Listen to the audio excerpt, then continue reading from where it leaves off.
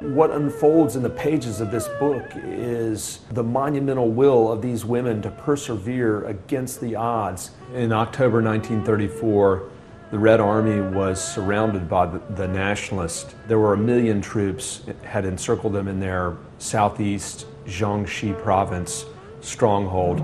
They were getting bombed by American bombers that the Nationalists were flying. They were getting annihilated. They had to do something bold to escape. They put together a plan and they vanished overnight. One of the longest military marches in history, 4,000 miles in 1 year on foot. There were 30 women with an army of 86,000 men, and there was a rather rigorous selection process before they set off. If male soldiers went into a village, the villagers would flee, but the women could go in and they could convince people to sell them food, to send their sons and their husbands for the cause that they represented. This is Jiajinshan, the hardest of the Long March Mountains for the First Front Army. The women had the toughest time here. They drank boiling water with hot peppers in it before they climbed because they believed that the hot peppers would keep them warm inside and help them with altitude sickness. There's a false summit right up above, and the marchers in the First Army thought that it was the summit.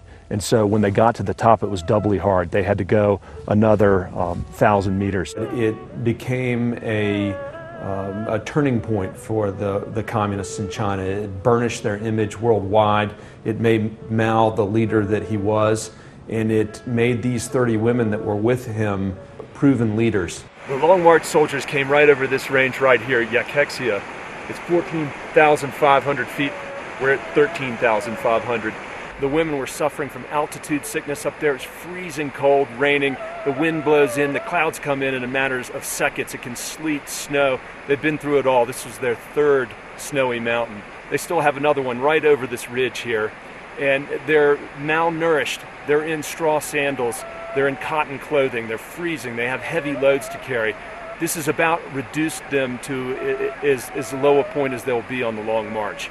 This epic journey took them across southern China from east to west. They went up the western side of China on the Tibetan Plateau. They ended up in north-central China in Shenxi province. In the book, I want the reader to walk down the trail with these women, to witness the challenges they faced, to cross the rivers, to climb the mountains, nursing one another and nursing the men, and to witness the incredible compassion these women had for each other, to see how they persevered and came out stronger, and to see what they accomplished.